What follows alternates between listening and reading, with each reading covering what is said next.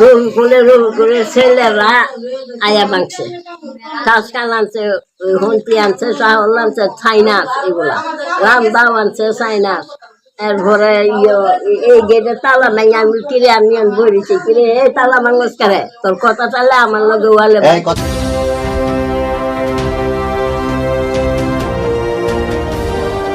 আপনারা দেখছেন SNTV। সরাইলে Saudi প্রবাসীর বাড়িতে হামলা, ভাঙচুর ও প্রাণনাশের হুমকি। আমাদের নিজস্ব সংবাদদাতা মোহাম্মদ কামাল পাঠান।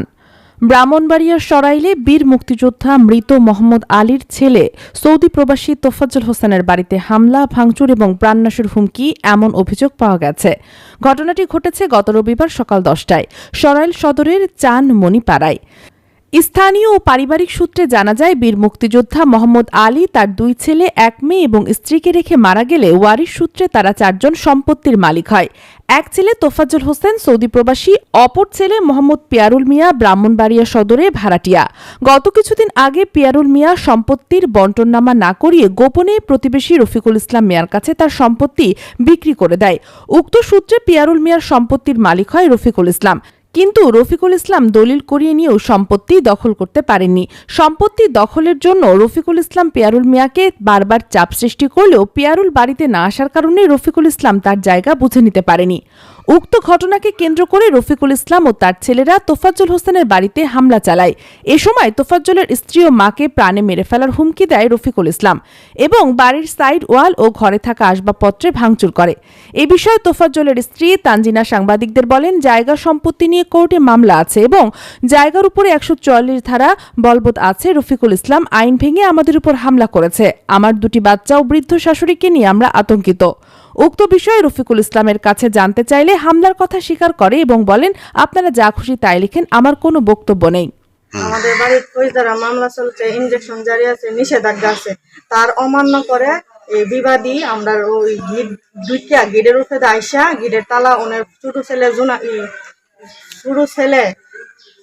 ওনার গিট তালা ভেঙে গেছে। বাইঙ্গা ওনার রুফিকুল মেয়ের ছেলে বড়লা আজিজুল হেরা ঢুকে আমরা ঘরে তালা খুলে লেছি।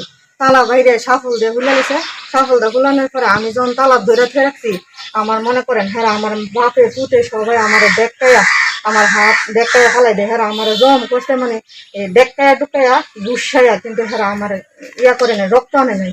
আমার কানো জিনিস ছিল এই বাড়ির মধ্যে কিভাবে বসবাস করতাম, তাদের হাতে আমরা কিভাবে রক্ষা পাবো, আমরা ইডি আমরা কাছে পিয়ারুল মিয়ার নামে কি জায়গা বন্ধকনামা করে দিছে? বন্ধকনামা হয়েছে না, এই কথাটা না, এই কথাটাই আমি কইছি যে তুই বাইতে তোর বোনের জায়গা, তোর জায়গা তুই বুঝানে, তোমার দলের জায়গা তোমার দলে বুঝাই দে, আমার জায়গা আমার বুঝাই দেয়, বোনের জায়গা বোনের বুঝাই দেয়। এই কথা কইছে ওরা আমার অনেক রাবিশ গালাগালি করছে। এরপরে থেকে ওই সংগ্রাম শুরু হয়েছে। ফুট বাতি যা সবাই অন্তত 35-40 জন লোক আমার বাড়িতে আজ এই হামলা। হ্যাঁ, 10টার সময় আইছে। আমার বাড়িতে তাহের কারা কারা?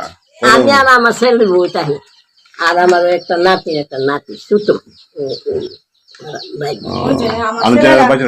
আমার ছেলেটা হইলো 6 বছর, মেয়েটা 7 বছর, ঠিক আছে? 2 জন, আর আমার শাশুড়ি আর আমরা 3 জন।